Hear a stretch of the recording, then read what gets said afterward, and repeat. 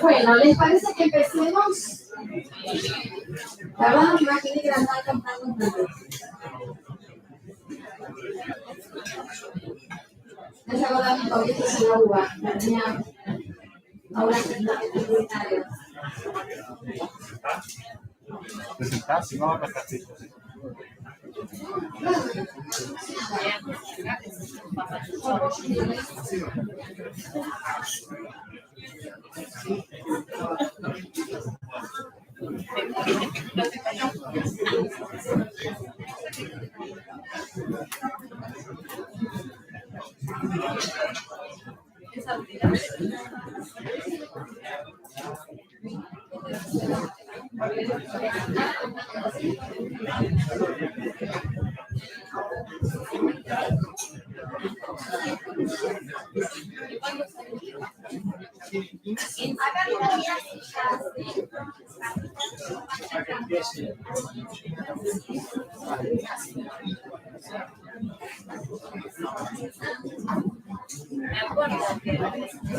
Bueno, mientras se van sentando los compañeros son dos varones ahí, los que están parados. Bueno, un gusto, mi nombre es Patricia Lee. Ayer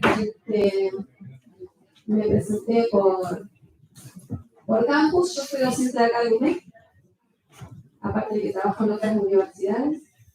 Y la verdad que para mí es un honor poder compartir esta clase con ustedes. Son dos clases en las que tenemos que ver muchas cosas. Si pudieron entrar al link de la bibliografía, bueno, tienen una serie de textos, de artículos para ver, hay una serie de videos también. La clase que viene, que va a ser una clase asincrónica, es decir, ustedes entran al campus y realizan actividades. En realidad, esto está a propósito. Yo puse todo el material junto, como para que ustedes a lo largo de esta semana y de la otra semana se tomen tiempo como para realizar las lecturas respectivas y después puedan hacer la actividad. Yo les voy a subir un cuestionario muy sencillo, no sé si es algo simple, que va a estar directamente relacionado con las lecturas que ustedes tienen en el campus. Las lecturas son, bueno, de material por supuesto son investigaciones. Es cierto que a lo mejor es más un lenguaje académico que un lenguaje de divulgación, pero está perfecto, no se preocupen que no, son lecturas muy accesibles. Y por eso tenemos por otro lado los videos, así, para ayudarnos, para complementar. Y después yo les puse una serie de textos que son en realidad como pequeños resúmenes y contextualización. Estoy viendo ahí compañeros conocidos. Contextualizaciones de las épocas. Eso es lo que ustedes tienen en el campus, ¿sí? Bueno, algunos compañeros ya vieron estos contenidos, así que han aprobado esta materia. Bueno, y no sé si compañeras ahí, capaz que mirando bien, por acá veo gente conocida. También, bueno, bienvenida. Bueno, nosotros nos toca en estas dos clases ver algo tan amplio como es, en este caso no es tanto historia del movimiento obrero, si bien ustedes tienen bastante material relacionado con la historia del movimiento obrero, sino historia social de los trabajadores y las trabajadoras. Nosotros en realidad vamos a hacer un pantallazo, vamos a llegar principalmente hasta, nos vamos a centrar entre la etapa preperonista y peronismo, y después yo siempre suelo a nivel de clase hablar un poquito más, porque me parece que es bastante útil. En principio, si nosotros queremos hablar de historia de trabajadores y trabajadoras, no sé mi power, ¿dónde quedó?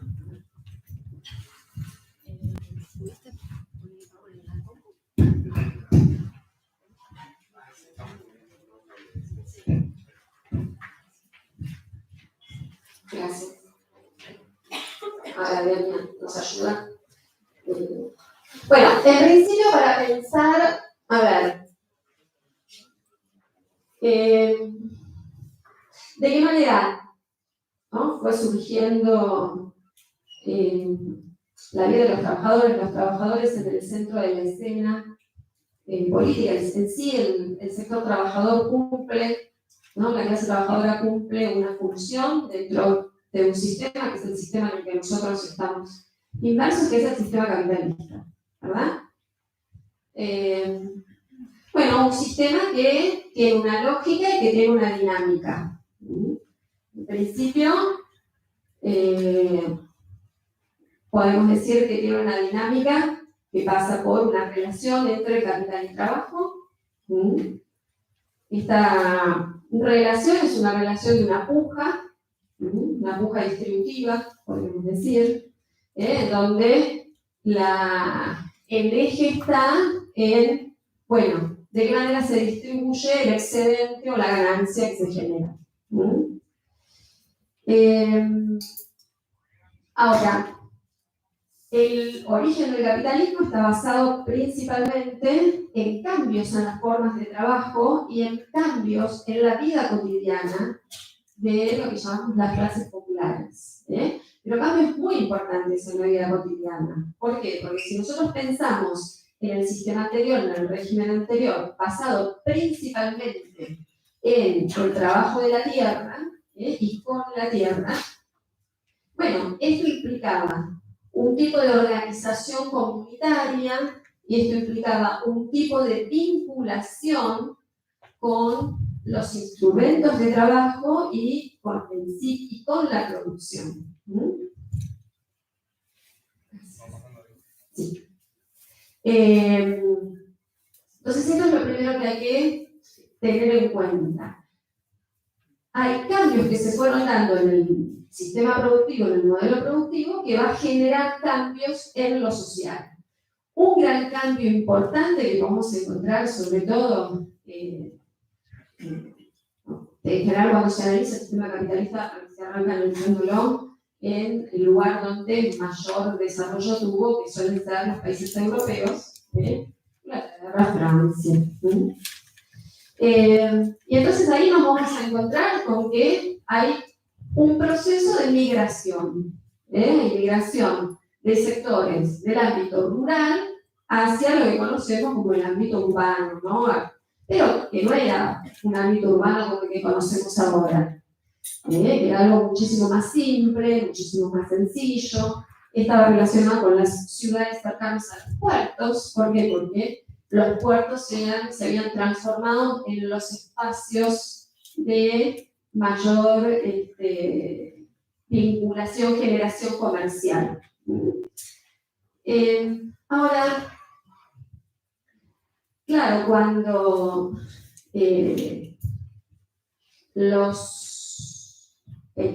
la producción rural empieza a tener cambios importantes, entonces empieza a haber un excedente de población en los ámbitos rurales y esto genera la migración, la búsqueda de nuevas oportunidades. Ahora, en este traslado también se van generando cambios en la vida cotidiana relacionados con, por un lado, con los instrumentos de trabajo, con los instrumentos de producción, y por otro lado, con, bueno, la conformación interna de las comunidades, donde, bueno, las comunidades rurales eran comunidades donde había muchísima más distancia entre distintas familias, por ejemplo. En cambio, ahora nos empezamos a encontrar en lugares en donde las distancias se acortan. En un principio, estos nuevos trabajadores, que son campesinos que se van a reconvertir en trabajadores urbanos, que en general va a estar relacionado con los oficios, con el aprendizaje de oficios o con el trabajo en el puerto. Se van a empezar a nuclear en lugares distintos. Los talleres, vamos a hablar de la conformación de los gremios, que eran estos núcleos especializados por oficios, y después va a surgir esta gran organización que es la fábrica, ¿no? Que es una organización que genera cambios muy importantes.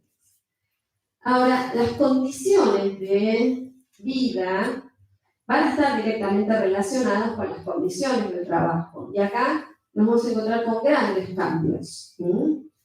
Primero, con una jornada laboral que va a ser muy extendida. 14, 16 horas, 18 horas. No van a haber límites de edades. O sea, recuerden que, por ejemplo, el trabajo de niños, niñas, ¿sí?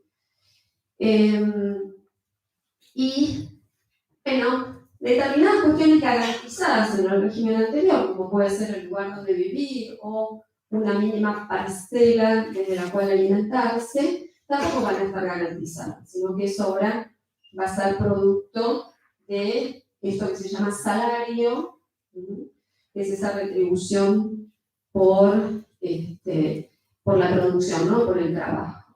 Bueno, entonces, acá nos vamos a encontrar con cambios importantes. Nos venimos para este lado, ¿no? Ahí dijimos un poquito de Europa, pegamos el salto para América Latina.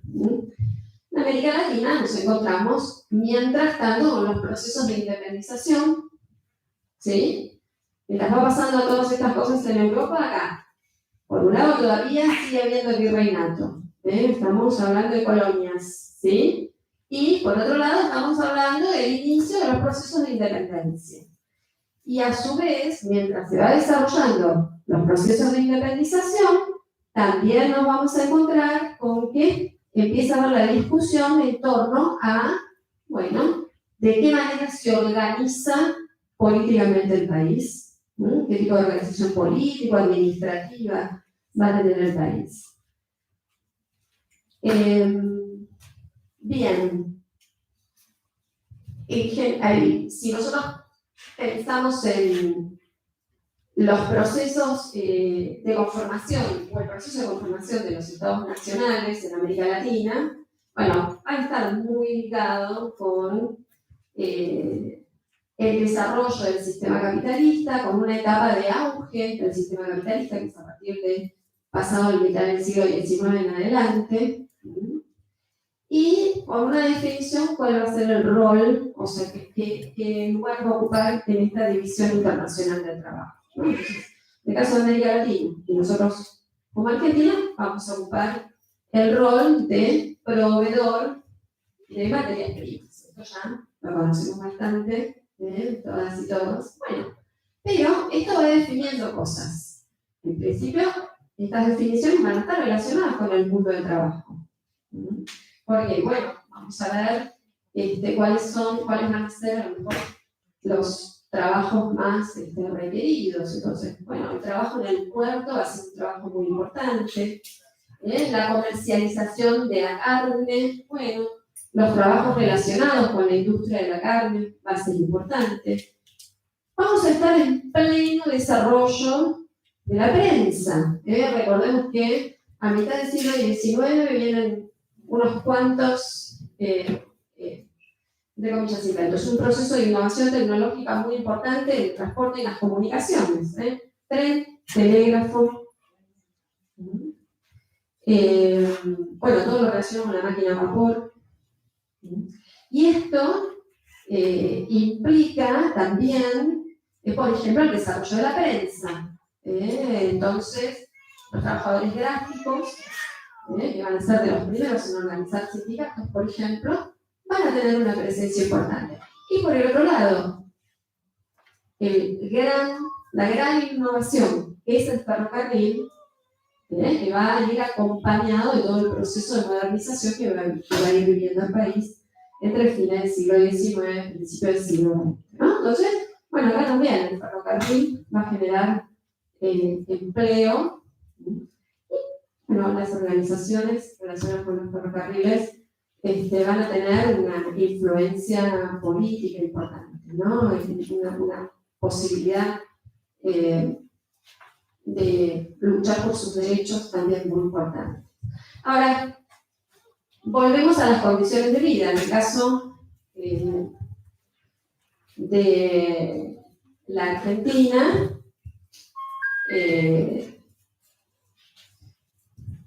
decimos entre, a ver, esperen que... Se ve más o menos.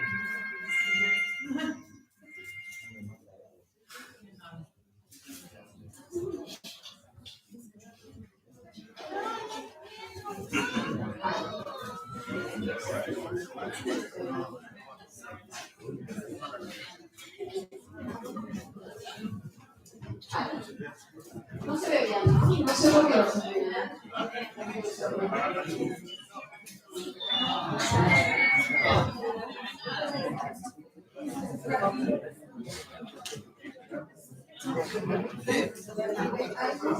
Hay algo de la función. Bueno, igual después se los comparto, no se preocupen. Bueno, esta etapa comprendida entre 1860 hasta principalmente 1930 es esta etapa que económicamente se lo conoce como la etapa del modelo agroexportador. Desde el punto de vista político, entre 1860 a 1916 nos encontramos con el periodo llamado el orden conservador. ¿Sí? ¿Les suena generación del 80? Sí, bueno. Precisamente todo arranca con la caída de Rosas. Con la caída de Rosas empieza a haber una discusión en torno a la organización que va a adquirir el país y hay un sector que logra hegemonizar esta construcción política.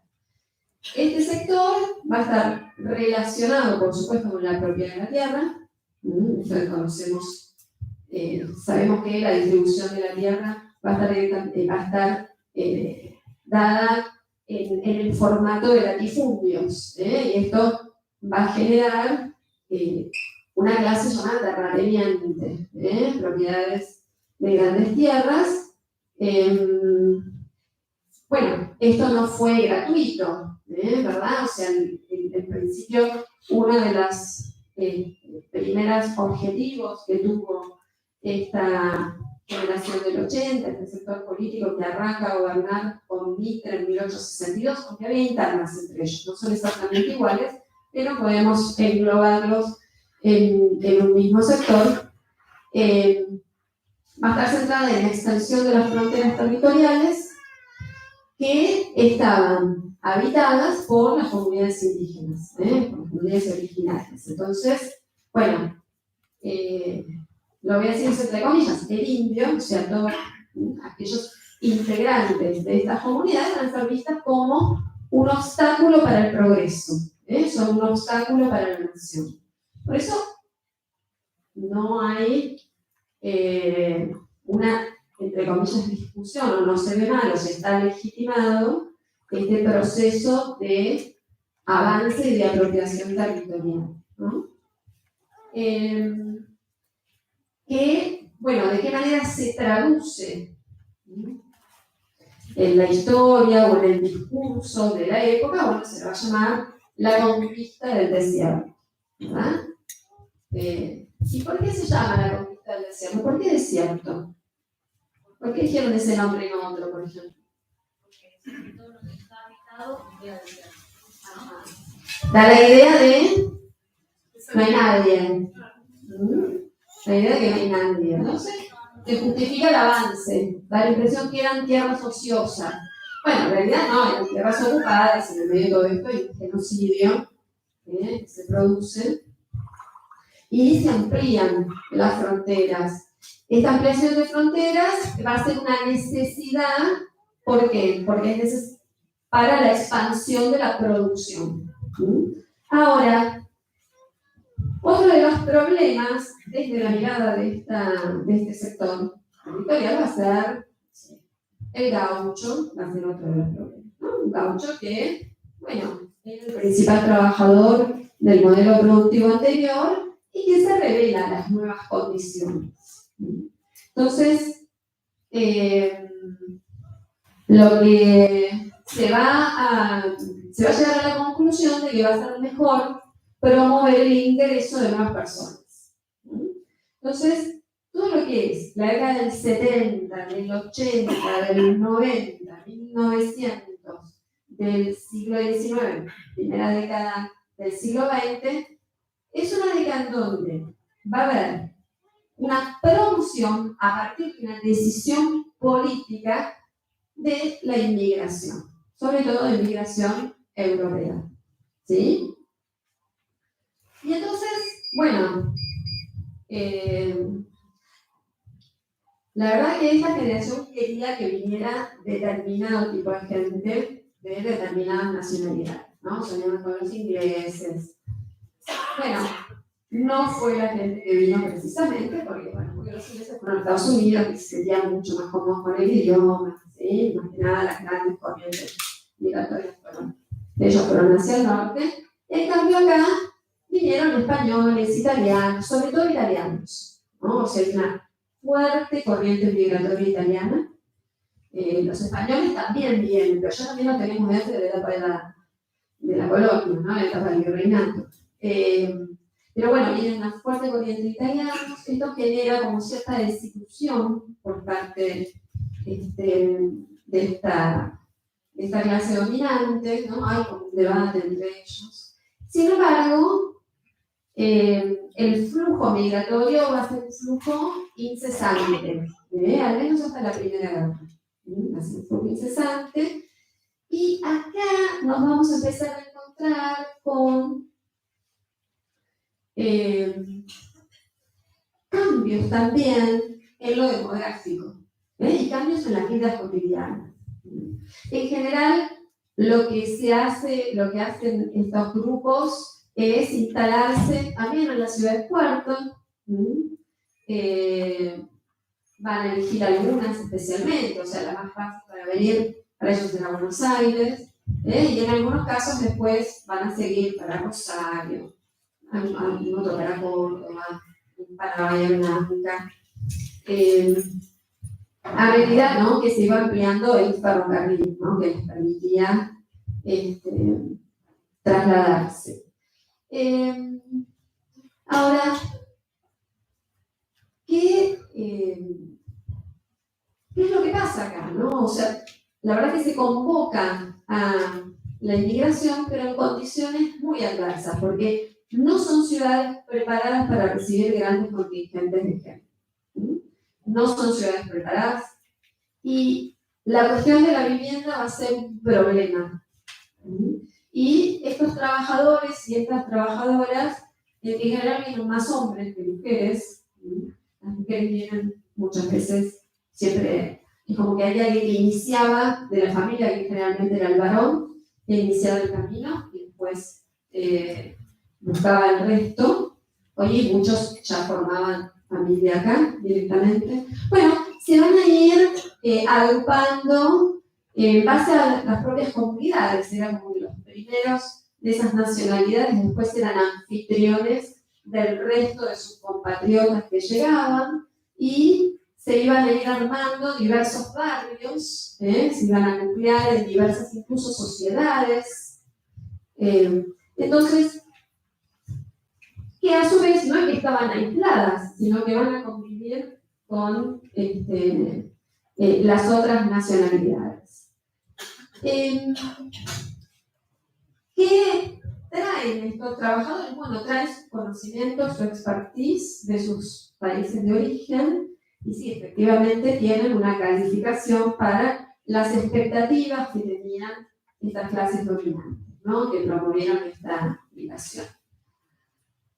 Inmigrantes que se los invitan a venir a trabajar, pero no se los invitan necesariamente a participar políticamente. No hay un interés de un involucramiento político de esta gente, ¿no? Por más que Sarmiento tenía como otra mirada, ¿no? Sarmiento sí quería que hubiera un mayor involucramiento político, de hecho criticaba, sentía como que los inmigrantes habían venido como a tener algún tipo de beneficio económico, pero que no se involucraban comunitariamente. O sea, y el Vinaca no tenía tanto interés de un sistema que tampoco era abierto. Por eso este periodo yo les dije, bueno, al menos hasta 1916 se lo considera, al menos no, hasta 1916 se lo considera orden conservador. Entonces, desde el punto de vista económico tenemos el pleno desarrollo del modelo exportador con una fuerte centralidad en la región pampeana, con una fuerte centralidad en la actividad que genera el puerto de Buenos Aires, especialmente, y a su vez una inserción en la economía internacional, tomando como aliado a quien era en ese momento la potencia hegemónica que va a estar Gran Bretaña. Entonces se van a generar vínculos importantes entre Gran Bretaña y las élites argentinas, al punto tal de que, bueno, servicios de ferrocarril, servicios de correo, telégrafo, bueno, van a ser de propiedad inglesa, ¿no? Los principales frigoríficos van a ser de propiedad inglesa. Entonces, el capital extranjero, sobre todo el capital inglés, otros también, alemán, francés también, pero sobre todo va a haber un vínculo muy particular y una incidencia de Gran Bretaña en la economía argentina. La crisis de 1890, que es una crisis interna, podemos decir, del PAN, que además está acompañada de una crisis económica internacional.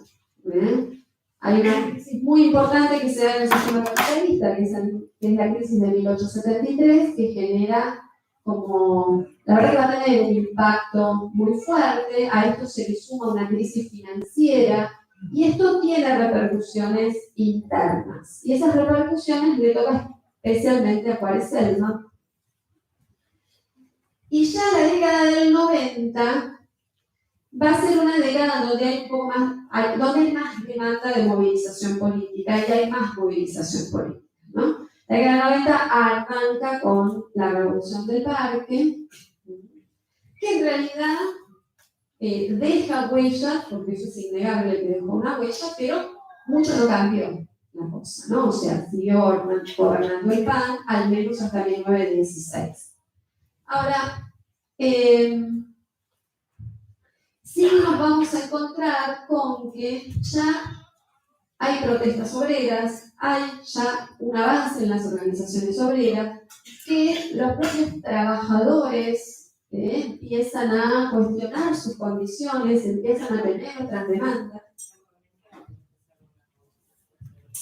Y empiezan en 1890 en adelante, ¿sí? Entonces, ¿qué más? Bueno, empiezan a haber demandas, ya hubieron, algunas huelgas, por ejemplo en 1887, en 1870 y pico se forma el primer sindicato, y en 1890, a partir de 1890, nos vamos a empezar a encontrar con que empiezan a haber más partidos políticos. La Unión Cívica se va a dividir en Unión Cívica Nacional, liderada por Mitre, ¿no? Con una perspectiva más de características conservadoras, y por el otro lado la Unión Cívica Radical, ¿no? Liderada por Leandro Alem, ¿sí?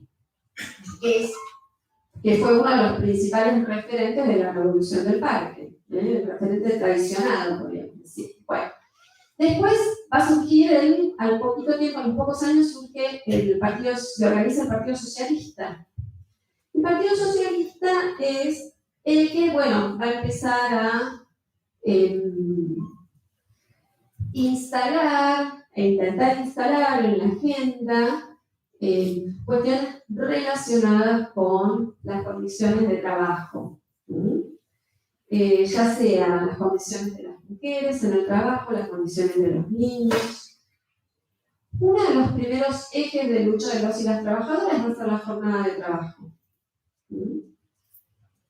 Y también, no solamente las cuestiones salariales, sino las cuestiones de hábitat de vida, como les va a sonar algo parecido acá en el los alquileres.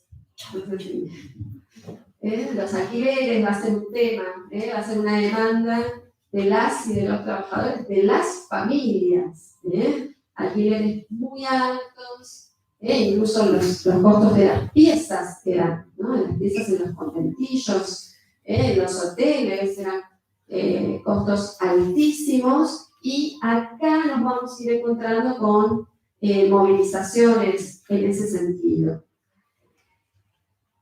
Se van a ir conformando algunas federaciones, hasta llegar a la conformación definitiva de la FORA.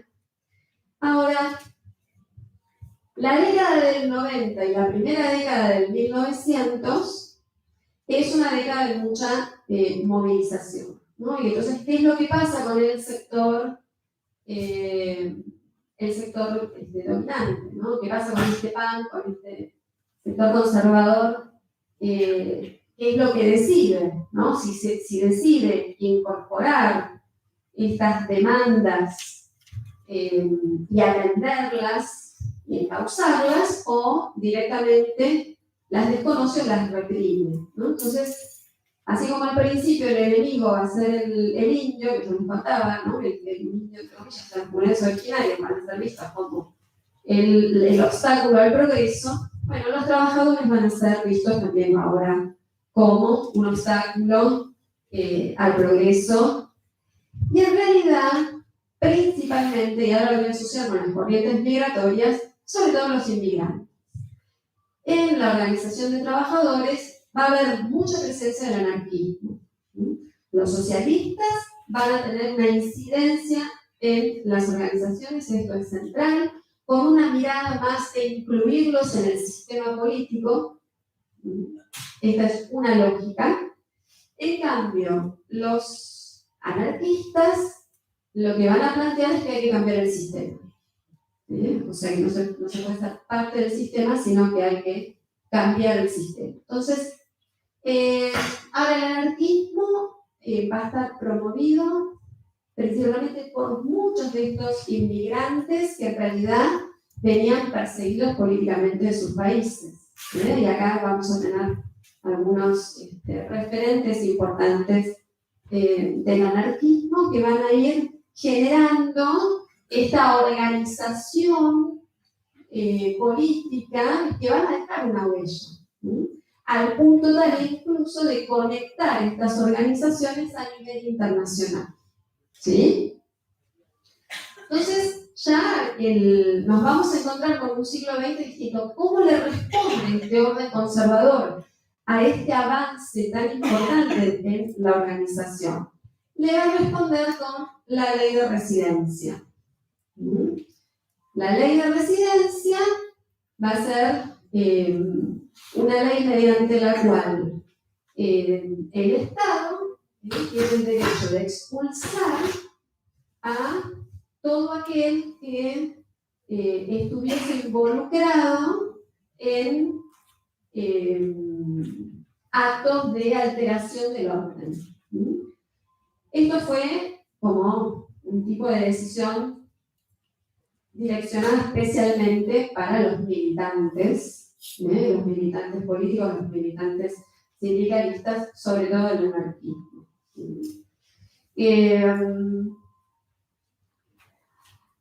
La movilización política y la demanda de democratización o de mayor participación política va a seguir vigente. Los radicales, por ejemplo, van a liderar dos revoluciones, aparte de la del Parque, 1893, 1903 van a ser las otras, 1905, perdón, va a ser la última, en este caso liderada por Hipólito Yrigoyen, que ella, bueno, la idea es, primero, que va a ser un movimiento político, un partido político, que empezar a nuclear a sectores que no se sienten conformes con el Partido Conservador, con el PAN, y que va a lograr bastante movilización, sobre todo en los hijos de los inmigrantes. Bueno, no nos olvidemos que ya para el 1900 ya vamos a tener familias conformadas, ¿no? Estos inmigrantes que formaron familias, ya tienen hijos nacidos acá. Bueno, estos hijos de los inmigrantes, bueno, que van a la escuela, que en algunos casos van a querer ir a la universidad, esto que se describe en el libro Hijo del Doctor. Bueno, ¿no? Como ese sueño de la movilidad social ascendente. Entonces esto genera también como más demanda, ¿no? Y todo este sector joven se va a sentir contenido, atraído por la propuesta que están planteando los radicales, que tenían una mirada, entendían a la acción política a partir de la violencia. En la época de la... ¿Sí? Bueno, pero mientras tanto en el propio orden conservador empieza a haber una corriente que dice, la verdad es que hay una tendencia internacional en el mundo en formalizar un ordenamiento político. Piensen que del sufragio ya en Europa, en Estados Unidos, se venía hablando bastante. Dice, bueno, tenemos que dar un orden. No le fue fácil, pero la asunción de esa empeña en la presidencia, bueno, facilita que en 1912 se sancione esta reforma política, esta ley electoral, que fue importante, aunque por supuesto con efectos acotados. Digo, es importante porque del voto cantado con urnas manejadas y controladas espuriamente, se pasa a un ordenamiento, la confección de un padrón, a la organización de un cuarto oscuro, o el voto secreto, el voto obligatorio para los varones, no para todos los varones, para los mayores de 18 años, pero también quedan afuera los habitantes de los territorios nacionales y, por supuesto, quedamos afuera las mujeres. Ahora, a pesar de todas estas restricciones, es un avance importante. ¿Por qué? Porque, bueno, empieza a cambiar la vida política. Y el ascenso del radicalismo, que es el partido que se va a ver favorecido por la implementación de esta ley, también cambia las prácticas políticas. Se organiza además, va a haber otro nuevo partido nacional, ¿no? Que es la Unión Cívica Radical. Y acá nos vamos a encontrar con una década del 10 y del 20 que va a estar signada por la Primera Guerra. La Primera Guerra genera impacto. La Primera Guerra genera impacto, ¿por qué? Porque la Argentina se consideraba el granero del mundo, ¿no? Está claro que había una actividad de comercio exterior muy importante, eso es innegable. Había problemas muy serios de distribución de riqueza interna. Pero bueno, había mucha dependencia del comercio exterior. Y la Primera Guerra altera el comercio exterior. La Primera Guerra y la Segunda Guerra también alteran el comercio exterior. La Primera Guerra altera el comercio exterior. Entonces, si por un lado trae un saldo a favor con respecto a los países, sobre todo con Gran Bretaña, después se nota mucho la caída del ingreso de divisas. Entonces,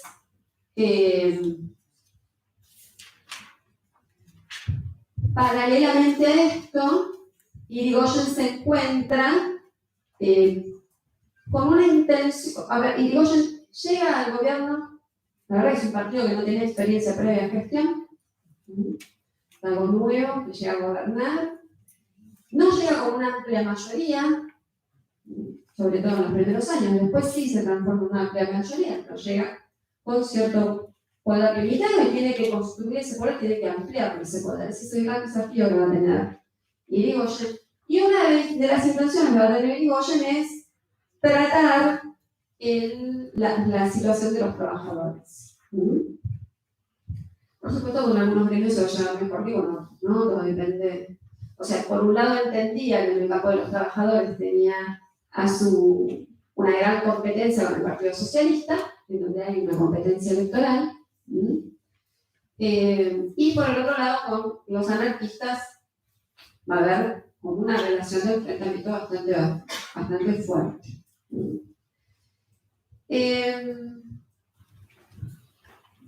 Y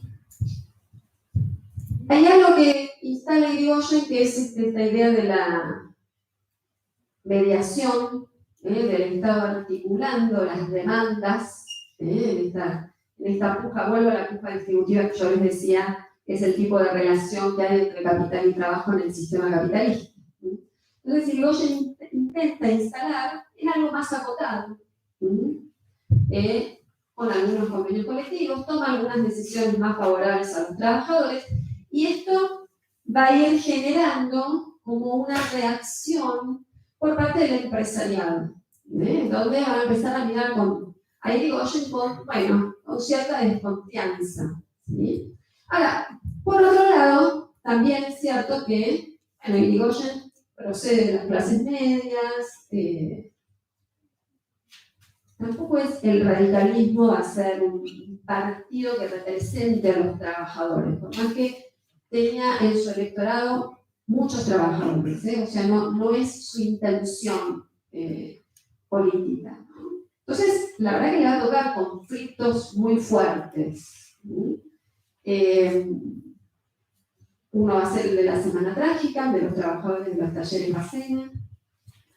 Después nos vamos a encontrar con el conflicto de la Patagonia, en donde realmente fueron dos situaciones trágicas, con costos de muchas vidas, con una decisión de represión que va a tener un doble juego, ¿no? A mí me gusta siempre decir, tener el gobierno no necesariamente implica que se tiene el poder.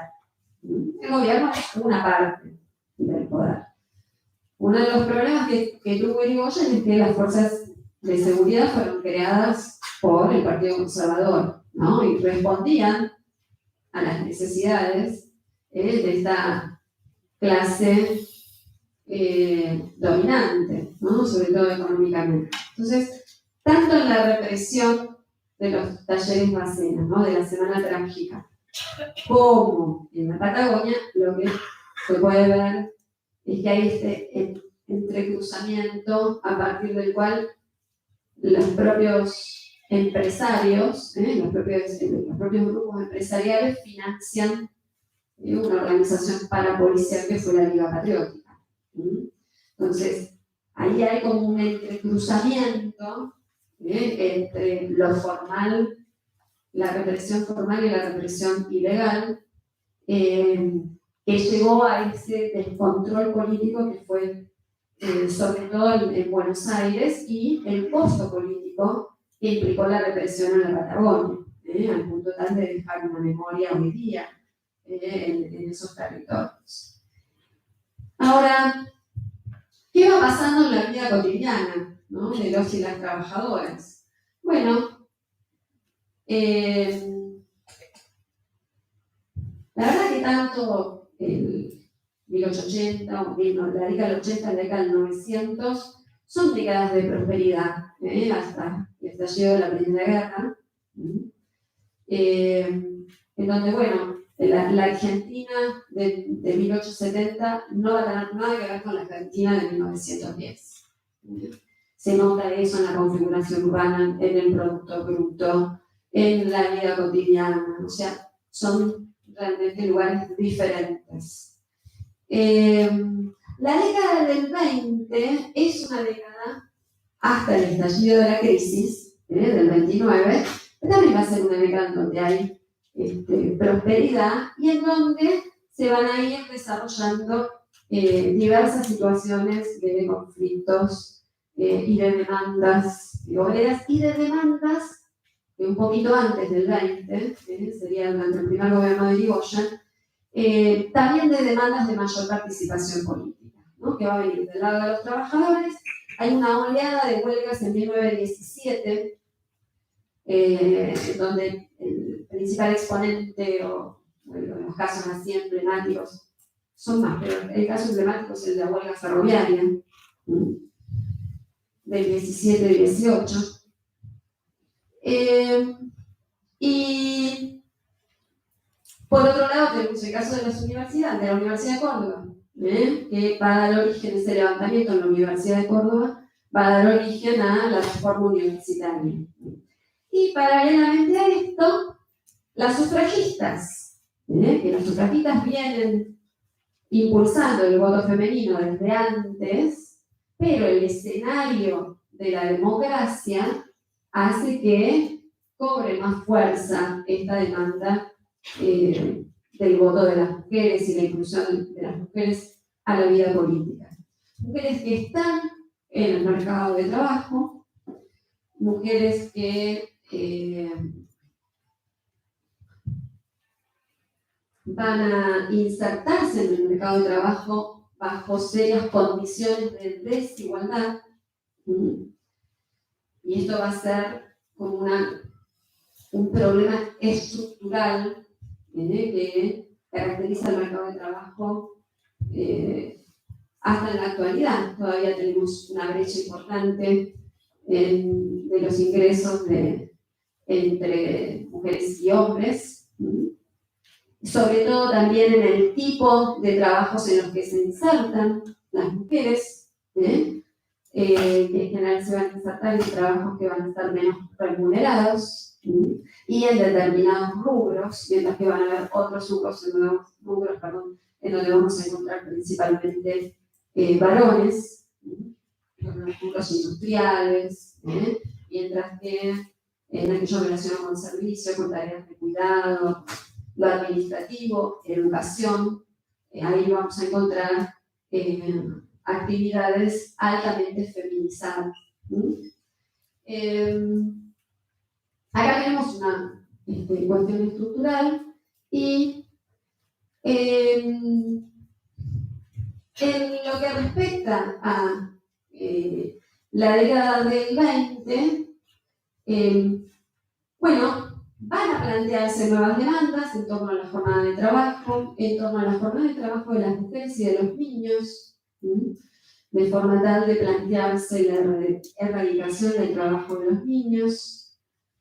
En el caso de las mujeres, por ejemplo, tener en cuenta, los socialistas ya empiezan a plantear esta idea del doble trabajo que tienen las mujeres y de esta existencia de un trabajo que es no remunerado y que en realidad, o sea, no hay un cuestionamiento a que sea la mujer la que lo tenga que hacer. Es la época, ¿sí? Es la época. No hay un cuestionamiento de eso, pero sí hay un reconocimiento y entonces por eso, ¿no?, se justifica ahí que la forma de trabajo de las mujeres sea diferente de la de los hombres. O, por ejemplo, que no trabajen de noche, que no sean incluidas en el turno nocturno. Bueno, entonces miremos las demandas, ¿no?, de los y de las trabajadoras, jornada de trabajo, condiciones laborales. En el caso de la huelga ferroviaria, vamos a encontrarnos con los tratos, ¿no?, de los jefes, de los supervisores hacia los trabajadores. Y bueno, no se ve bien en el papel, se me fue la ayuda técnica. Después se los voy a hablar por mail, porque quería que vieran algunas fotos en donde se nota en la huelga ferroviaria, por ejemplo, una amplia participación de mujeres. Y lo interesante para tener en cuenta esto es, bueno, son mujeres trabajadoras de ferrocarriles las que se van a movilizar. Bueno, sí, van a haber mujeres trabajadoras de ferrocarriles, pero en realidad van a ser sobre todo las esposas, las hermanas de los trabajadores del ferrocarril, que van a salir, por ejemplo, a cortar las vías, van a salir a enfrentarse, por ejemplo, con los rompehuelgas, porque la empresa dice, bueno, ustedes no quieren trabajar, lo contratan, traen gente afuera, y los pongo, bueno, son las mujeres las que van a salir también a enfrentarse con los rompehuelgas, las mujeres van a salir a distribuir en cada uno de los pueblos. Ustedes piensen que el ferrocarril tenía carácter nacional, y esta huelga se va a sentir en cada uno de los pueblos, por eso digo, esto de casa por casa, esto de repartir folletos, esto de cortar las vías. Bueno, en el caso de los ferrocarriles, que no había un solo gremio, sino que en base al tipo de sector, no todos entraron en esta huelga hasta que finalmente los maquinistas también se sumaron, sabían que se tenían que sumar en solidaridad. Bueno,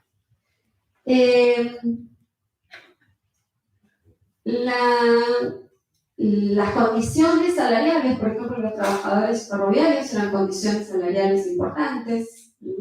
Acá hay un acuerdo con el radicalismo va a promover esto, va a acompañar demandas y va a acompañar acuerdos con las empresas favoreciendo a los trabajadores en torno a jornada de trabajo, en torno a niveles salariales.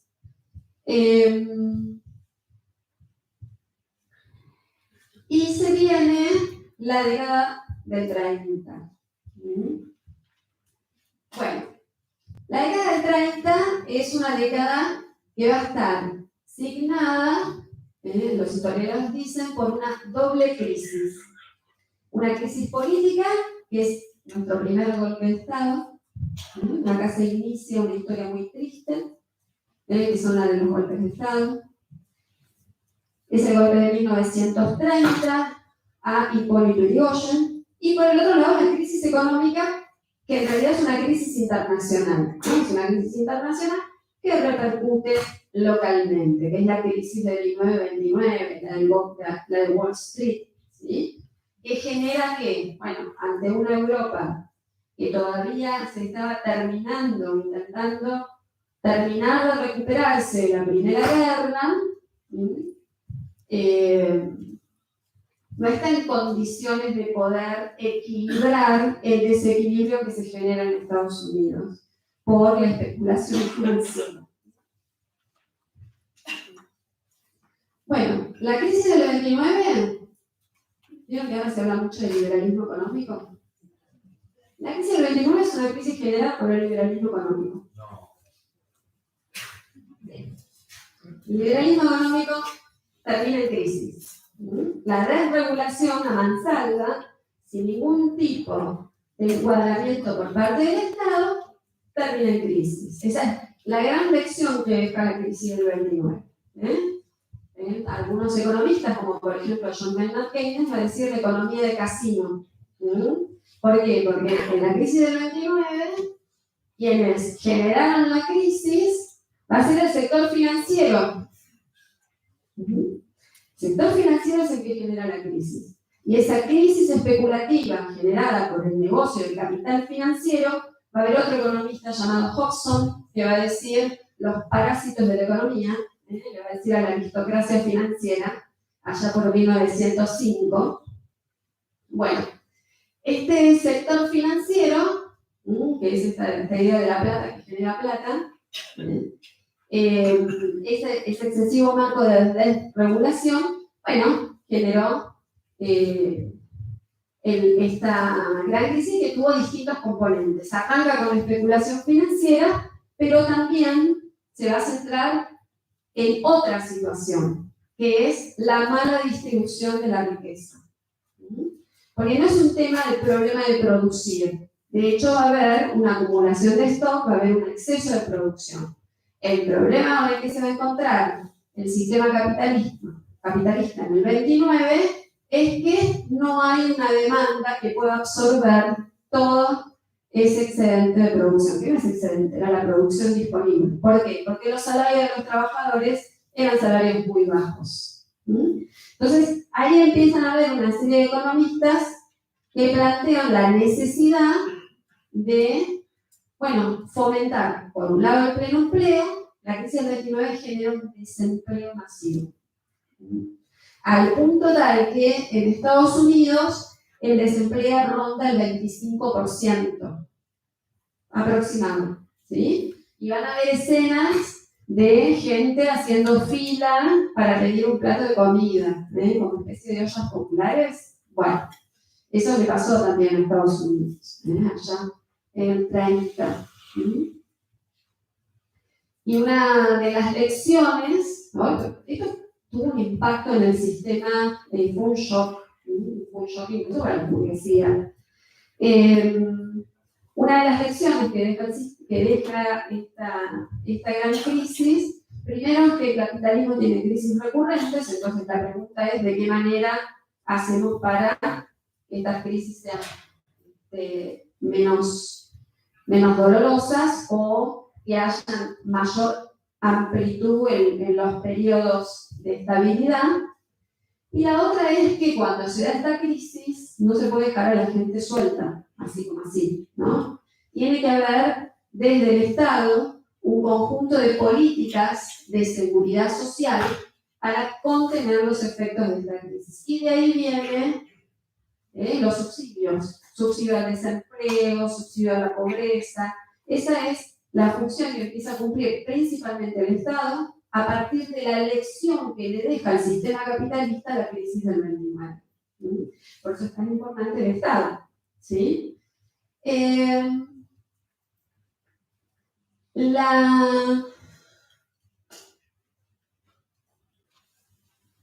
es lo que pasa ahora en América Latina?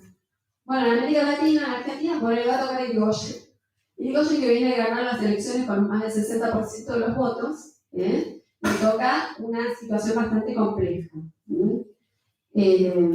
Bueno, por un lado, el radicalismo se divide, esto debilita al partido gobernante. Recuerden que el radicalismo en la elección del 27 se presenta dividido, ¿sí? Un sector de los radicales hace un acuerdo con los conservadores, ¿sí? El Irigoyen solito les gana. Esto va a tener múltiples situaciones aprovechadas por la crisis económica. Una de ellas es que va a haber una desesperación por parte de las clases dominantes, que van a decir, bueno, este tipo es invencible. La verdad, hay mucha democracia, que decía Sáenz Peña, y se miran los problemas que nos trajo la democracia. Bueno, la gente la deja votar y votan los radicales, a decir, ¿no? Entonces, un poco ahí justificando no solamente el golpe, sino después las políticas de fraude que vienen más adelante. Que va a ser lo que signa toda la década del 30. Ahora, por otra parte, se inicia, cambiamos. O sea, no es que el modelo exportador deje de ser un objetivo de la élite. Sigue siendo un objetivo porque sigue siendo la élite. El sector exportador sigue siendo el sector de un gran peso. Pero ya no se puede importar tanta manufactura, porque económicamente no hay disponibilidad. Entonces, lo que empieza a darse es una sustitución de importaciones. Entonces, empresas extranjeras que nos vendían sus productos, lo que van a hacer es instalar las fábricas acá. Y esta instalación de fábricas vuelve a generar otra vez cambios en las vidas cotidianas. ¿Por qué? Bueno, porque primero va a haber más empleo, ¿sí? La instalación de fábricas de diversa índole, sobre todo en la industria de la alimentación. Por ejemplo, Goodyear también va a venir, los neumáticos, bueno, General Electric, bueno, Nestlé, bueno, alguna otra más que me la olvidé, después se las mando, en todo caso, se las pongo en el campus, hay un listadito. Bueno, van a instalarse sobre todo en Buenos Aires, en Rosario, Bahía Blanca, Córdoba, principalmente van a elegir esas ciudades, y esto va a implicar que la década del 30, que es una década marcada por la crisis, se va a caracterizar ya no tanto por un proceso de migración externa, o sea, inmigración, sino que va a haber migraciones internas. Entonces, muchos habitantes de las provincias del norte y del litoral van a venir a los centros urbanos donde están instalándose otras fábricas para en búsqueda de oportunidades de trabajo. Entonces, algunos historiadores lo que van a entender es, bueno, nos vamos a empezar a encontrar con nuevos trabajadores. Porque, bueno, porque muchos de ellos estaban acostumbrados, no sé, a trabajar en las cosechas.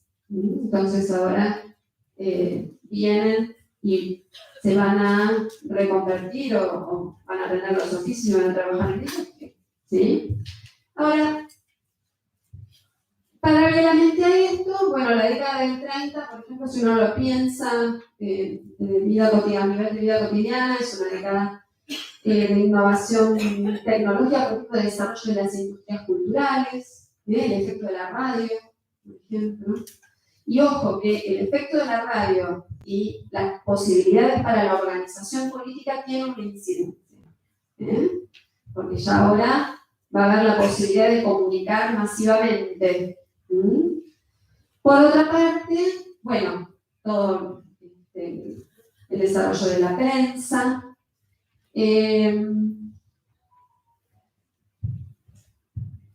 A raíz de la fuerte crisis, se organiza la CGT. La Confederación General del Trabajo tiene origen en este momento, en esta etapa, producto de que, bueno, los trabajadores dicen, se nos vino la noche, juntémonos. De hecho, las federaciones dejan de lado sus diferencias internas y deciden organizarse en una única federación. Ya para mitad de la década del 30 se va a dar mayor cantidad de afiliaciones en los sindicatos, van a haber también mayores movilizaciones. A la hora de movilizaciones no me refiero a manifestaciones, sino impulso por demandas, huelgas.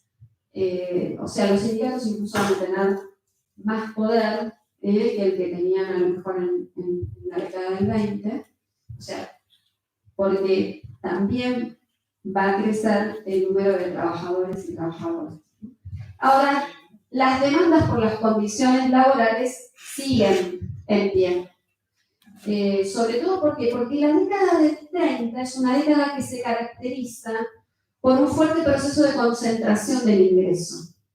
Entonces, hay más trabajo, pero con salarios bajos. Y salvo en algunos casos, que esto va a depender de las provincias, por ejemplo, en provincia de Buenos Aires, Manuel Fresco, el gobernador, va a implementar algunas políticas de vivienda, por ejemplo, para los trabajadores.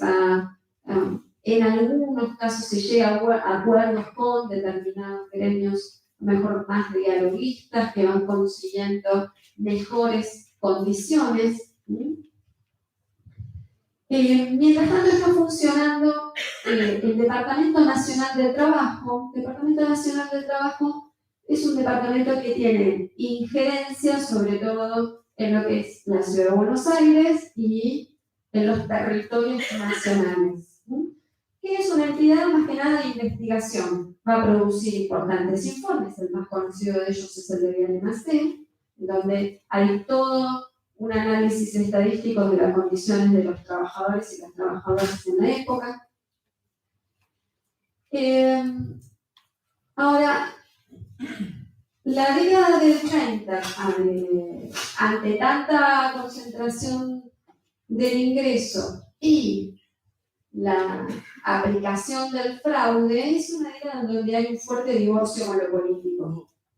¿Sí? ¿Vamos bien hasta acá? ¿Sí? ¿Seguro? Bueno. Tengo que hacer más conferencias, pues son muchos. No me gusta mirar muchas conferencias, pero bueno, yo voy a hacer así. La década del 30 está asignada por lo que se llama fraude patriótico. de fraude patriótico que decían los conservadores que hacían porque la gente no sabe votar. Entonces, por el bien de la patria, eso hay que controlarlo, sobre todo en las elecciones presidenciales, más que nada. Había principalmente ese ejercicio de fraude, un poco menos en las legislativas. Ahí tenemos la conformación de una alianza entre ciertos sectores de los militares, representados por Justo, los viejos conservadores, cuyo exponente va a ser Julio Roca Hijo, y algunos otros exponentes que van a integrar lo que se llamó la concordancia, que va a ser la alianza gobernante, integrada además por algunos radicales antipersonalistas que no respondían a la conducción de Marcelo Torcuato de Alvear. Bueno, ellos van a ser quienes gobiernen el país entre el 30 y el 43. ¿Y por qué mencioné como fecha tope el 43?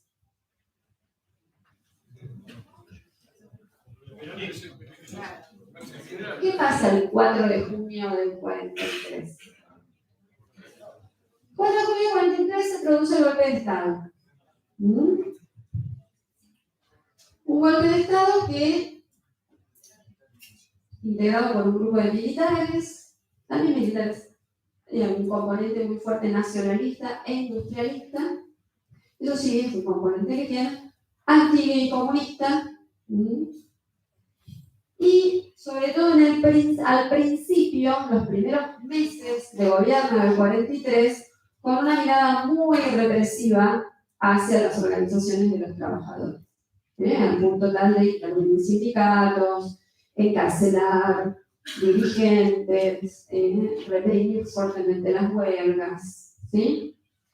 Esto va a ser así, en especial, hasta que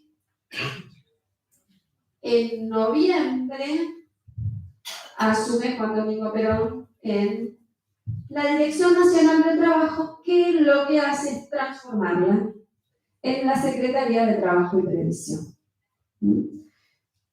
¿Por qué antes les dije, perdón, era la dirección del departamento? ¿Por qué departamento a secretaría? Porque esto es un cambio, uno dice, bueno, pero es algo burocrático. Sí, es algo burocrático. Pero este concepto de secretaría, ahora la secretaría lo que va a hacer es nacionalizar. Y además de nacionalizar, todas las delegaciones que tenía antes el Departamento Nacional de Trabajo, que estaban en las distintas provincias, también van a depender directamente de la secretaría.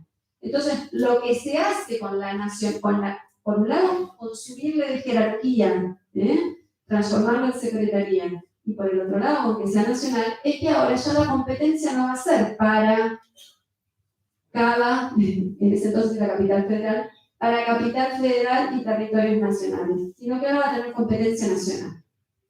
Entonces, si tiene competencia nacional, el impacto de las medidas va a ser mucho más fuerte. ¿Sí? Si no, miremos hoy día, por ejemplo. Nosotros hoy día tenemos un Estado que está bastante descentralizado, ¿no? El Ministerio de Trabajo también está descentralizado, ¿sí? Y se depende mucho de las jurisdicciones locales, ¿sí? Sin embargo, cuando el ANSES, que es un ente bien centralizado, cuando se quiere tomar una medida que tenga impacto rápido, el ANSES es muy efectivo. Sacas la UH, sacas, entonces todo sale rápido. Bueno, creo que salvando las distancias, creo que lo que veía era esto, y aparte que porque había un concepto más de Estado centralizado. Pero bueno, a partir de ahí, la lectura que va a tener Perón, junto con otro grupo que va a estar, Domingo Mercante, por ejemplo, va a ser una lectura de que con los trabajadores tenía que haber una agenda más de reconocimiento de demandas y de apoyo. Sobre todo por si se quería evitar un proceso revolucionario o lo que es el desorden social, ¿no? Las agitaciones. Como que las agitaciones no se resuelven con represión, decía él, sino más bien con generar los mecanismos y los canales para la negociación política. Entonces, esto es lo que empieza a hacer Perón desde la Secretaría de Trabajo y Previsión Social. Una etapa que va a estar asignada por la Segunda Guerra y por la finalización de la Segunda Guerra, sobre todo. Una Segunda Guerra que trae acá políticamente muchos debates, precisamente por parte de los propios inmigrantes, que trae también como toda una disputa política de interpretación acerca de qué era este gobierno, si era similar al fascismo, al nazismo, si tenía otras características. El crecimiento de Perón crece rápidamente a nivel político. El año 44 va a ser el año clave. El año 44 va a ser el año clave con una fuerte incidencia en la gestión y en las decisiones políticas que toma ese gobierno. Insisto, es el año 44 donde mayor cantidad de transformaciones se desarrollan, y hay todo un proceso de construcción política que llega a la vida cotidiana. O sea, hay dos ideas que van a ser centrales para interpretar qué va pasando con las clases populares y con los trabajadores en esta etapa. Una es la idea de comunidad organizada y la otra es la de justicia social. Comunidad organizada y justicia social van a ser los dos grandes pilares ordenadores del proyecto que se va a implementar a partir de ahora. Y que, dicho sea de paso, creo que sirven de faro para diversos contextos, ¿no? Uno hoy día dice, yo al menos me gusta hablar de la idea de recuperar esta idea de la comunidad organizada y de recuperar la idea del eje de la justicia social, o lo que implica la justicia social, ¿no? Esa idea de darle, de generar las condiciones para que todos puedan tener lo mismo, sin dejar de lado el mérito, por supuesto, pero con el mérito solo no se hace nada. Hay que generar condiciones para que el mérito funcione.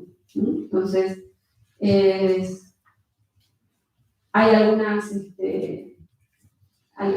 figuras que son, me refiero a imágenes que muestran, ¿no?, esta diferencia, lo que entendemos por justicia social, ¿no? Que esto es que cada uno tenga aquello que necesita que le permita gozar derechos, ¿no? Y esta idea del goce y esta idea del goce de derechos. Entonces, este es un cambio, es un antes y un después en esta etapa. ¿Por qué es esto? Porque primero los derechos van a tener rango constitucional. En la Constitución del 49. Hago punto aparte, vuelvo un poquito atrás, ¿no? En la construcción política que Perón hace, en el marco de esta idea de la comunidad organizada, la construcción la va a hacer con los sindicatos, principalmente, ¿no? Entonces, en principio va a haber toda una mirada de desconfianza, que piensen que el propio gobierno unos meses antes había encarcelado e intervenido los sindicatos, entonces va a haber una serie de gestos, pero al cabo de los meses, cuando hay medidas concretas que empiezan a implementarse, como las vacaciones pagas, como el aguinaldo, el estatuto del peón, el estatuto del peón, que realmente es algo revolucionario para la época. Entonces, a partir de ahí se va a ir construyendo otro esquema de confianza, otro tipo de vinculación. Y por el otro lado, este crecimiento de Perón genera respuestas por parte de la clase dominante, ¿no? Por parte de los grupos económicos, la mirada de Estados Unidos, que va a ser uno de los grandes ganadores de la guerra. Y esto lleva al encarcelamiento de Perón, ¿no? A correr a Perón del gobierno, Perón termina preso y acá va a haber una lectura de los y de las trabajadoras en torno a lo que simboliza el encarcelamiento de Perón. Que es lo que deriva en el 17 de octubre. Entonces, el 17 de octubre, vamos a decir, es el día en que te pare el peronismo, ¿no?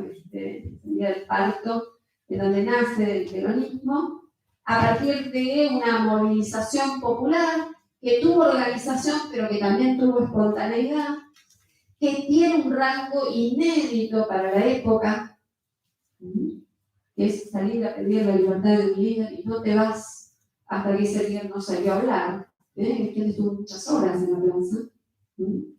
Porque Perón salió a hablar muy tarde de la noche y la gente fue llegando al mediodía.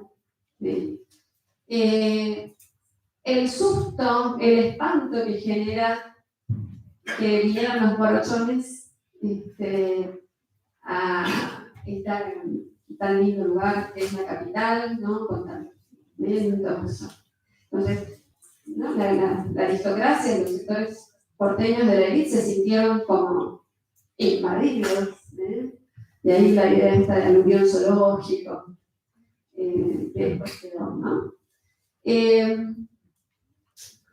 Pero bueno, ahí marca como un punto de inflexión en el que ya los trabajadores y las trabajadoras ya no se van a sentir por fuera del sistema, sino que van a empezar a sentirse parte del sistema y van a ser actores protagonistas en la disputa. Ahora, esto va generando cambios importantes en lo que es la vida cotidiana. Por un lado, cuando uno analiza la política económica del peronismo, el peronismo implementa la planificación. ¿Se acuerdan de los dos planes quinquenales? Primer plan quinquenal, 47 al 52, el segundo plan quinquenal, que va a estar asignado además por la crisis del 51. En ambos casos hay una centralidad en el rol del Estado, en el sentido de la regulación y en el sentido, por otra parte, de esta política de nacionalización de empresas de servicios, que caracteriza la época, que no solamente pasa acá, que pasa en distintos lugares. Entonces, bueno, los ferrocarriles se nacionalizan, el correo se nacionaliza, los servicios de electricidad, de agua, bueno, entonces se nacionalizan. Se crean bancos importantes por parte del Estado, ¿no? El banco hipotecario, el banco de crédito industrial, por ejemplo. El Estado, además, el Estado interviene para promover un modelo económico, que en este caso es el modelo de la industrialización, y que va a tener como eje el pleno empleo. Y por eso se nota claramente en los 3 primeros años de gobierno, entre el 46 y el 49, una generación de empleo fenomenal. Ahora, esta generación de empleo va a venir acompañada de otras cosas, que son los convenios colectivos, el reconocimiento de las vacaciones pagas. O sea, ahora eso no va a ser para un grupo, sino que todas estas medidas se van a nacionalizar.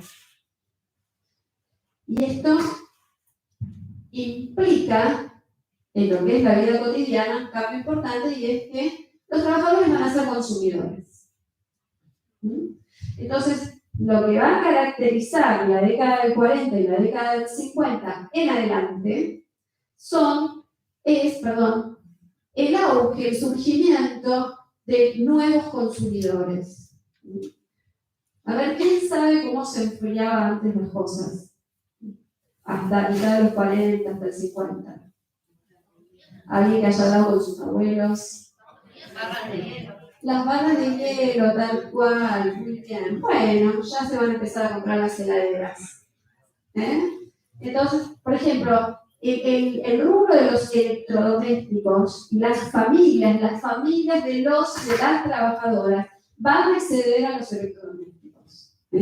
Y esto se nota, yo les puse la actividad también va en una lectura, hay un libro de Natalia Milanesio que se llama Cuando los trabajadores salieron de compras.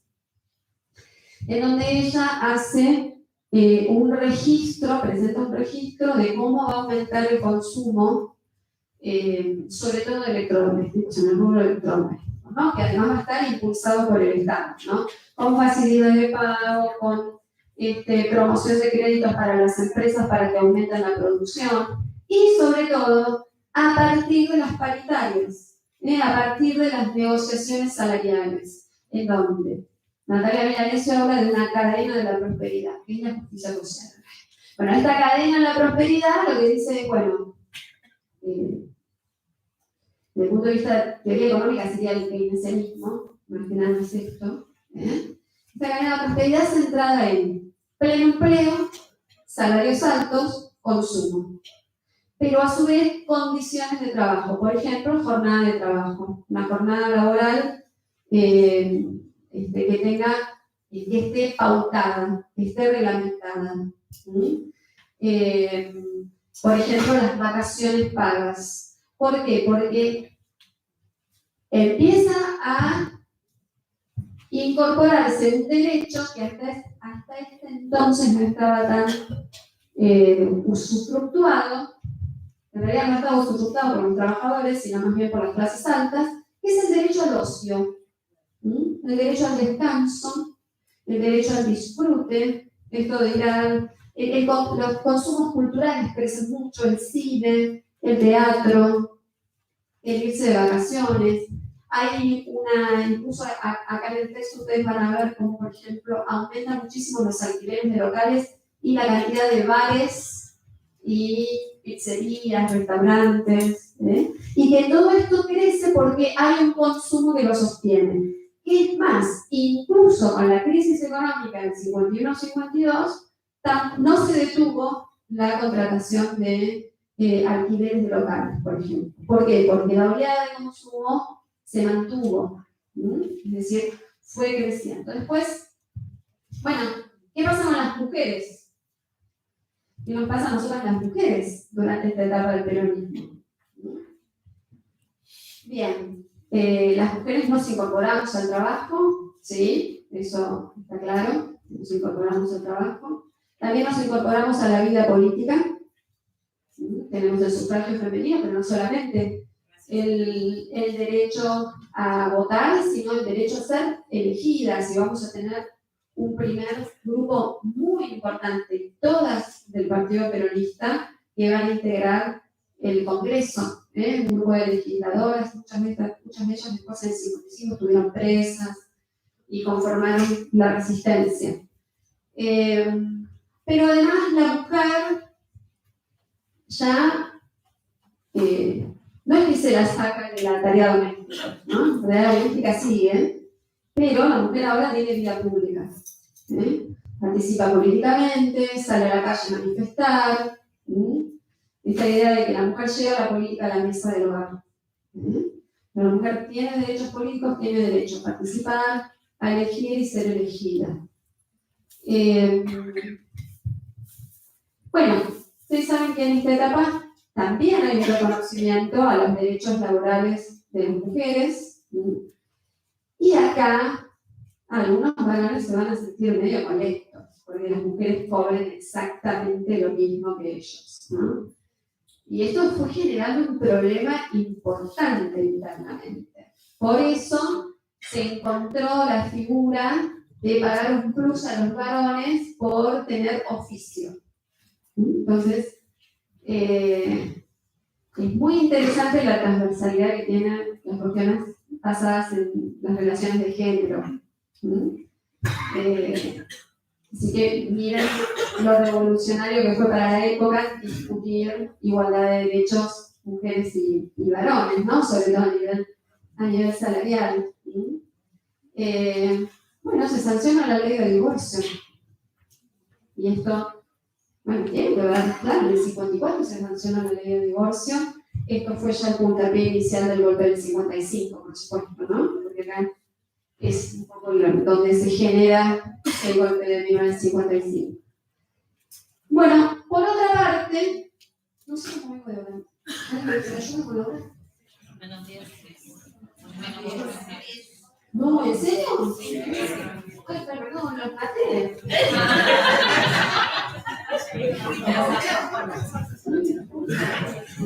Bueno, 2 minutos más.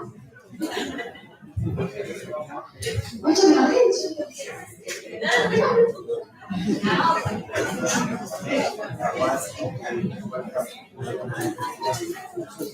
Bueno, a ver, ya terminamos. Tranquilo. 2 minutos más. 2 minutos más. Aguántate 2 minutos. Bueno, gracias, porque los veo que están bastante atentos. Les agradezco la colaboración. Bueno, a ver, después nos encontramos acá con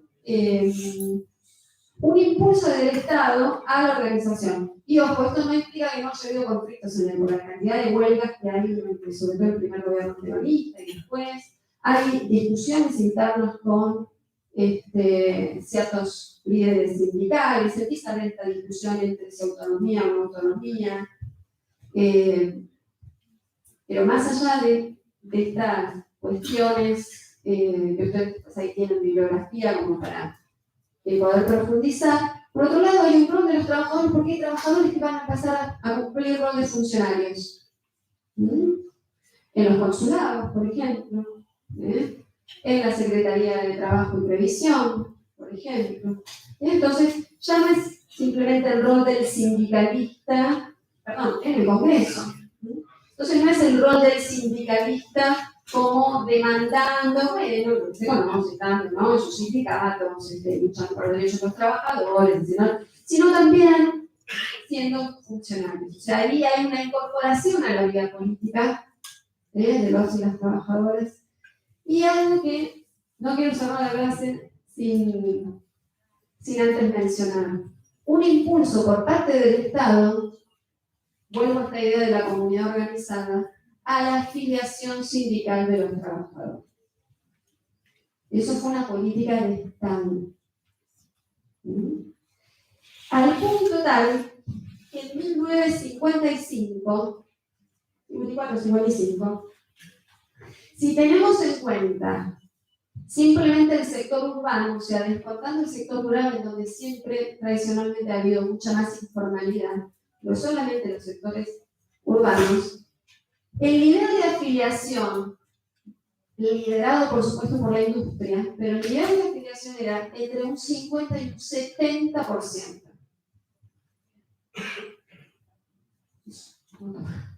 Entre un 50 y un 70%. Ahora, esto no fue producto de la nada, esto fue producto de que hubo un proceso de construcción con un objetivo de pensar, de generar en esta idea de comunidad organizada, la necesidad de canalizar el conflicto, de canalizar las demandas a través de las organizaciones. Miremos los números de afiliación sindical que tenemos hoy día. A nivel general, estoy hablando. No me meto en ninguna organización en particular. Lideran los del transporte, pero el que más lidera, que es transporte y educación en segundo lugar, educación sobre todo del Estado, no llega al 50, o sea, llega al 50. El resto, la distancia, estoy hablando de rubros, estoy englobando, por eso digo que estoy hablando de una organización en particular. El resto está el 30, el 22, el 12. En cambio acá, yo decía, entre el 50 y el 70. El que menos tenía el 50, el que más el 70. Y entonces ahí uno entiende por qué la resistencia peronista. Vieron que todos dijimos, bueno, a pesar de las bombas, de los fusilamientos, ¿sí? Bueno, claro, a pesar de la bomba, del fusilamiento, era porque había un plan de organización muy fuerte. Entonces, claro que se salió a resistir. Se salió a resistir a las fábricas, ¿no? Ustedes saben que a partir del 55, bueno, ¿qué hay? La intervención de la CGT, la intervención de los sindicatos, todas las primeras líneas sindicales están presas. El autodenominado Gobierno de la Revolución Libertadora lo que hace es eso, ¿sí? ¿Y quiénes resistieron? Las segundas líneas, las comisiones internas, los delegados de fábrica, son los que van a tener un protagonismo, ese que está al día con el laburante, con la laburante. Las mujeres también resistieron fuertemente. Entonces, Por eso yo no quería ir de la clase de hoy sin volver en estos dos ejes: comunidad organizada, justicia social, y la importancia que tiene la organización, que los trabajadores organicen la afiliación y cómo la afiliación incidió en, por ejemplo, que a diferencia de Brasil o a diferencia de Chile, acá no fue tan fácil instalar un modelo dictatorial, porque el golpe fue el 55, pero en definitivo terminó siendo en el 76. Y eso es producto de la resistencia de los y las trabajadoras y del movimiento estudiantil. Es el otro eje donde también el peronismo promovió muchísimo la organización, volviendo a comunidad organizada. Con estos, además, estos hijos de trabajadores que entraban a estudiar a la universidad, que terminaban el secundario, que entraban a trabajar, que entraban a estudiar a la universidad o que conseguían un trabajo. Bueno, vamos a terminar acá, pero les digo la tarea.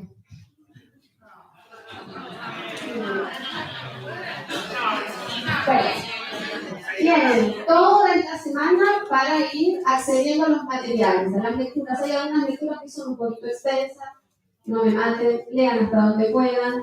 En general son lecturas hiper interesantes, así que se van a ir enganchando. Después tienen videitos muy lindos que pueden ir viendo, que veanlos en familia, vale la pena también compartir con los hijos, hijas, parejas, hermanos, hermanas, con quien quiera, pero vale la pena verlos. Y yo el martes que viene recién, para que no se me enteren tanto, ahí les voy a poner una actividad centrada en todas esas lecturas que ustedes vieron ahí. ¿Sí? ¿Estamos de acuerdo? No, es que la lectura ya la tenés toda.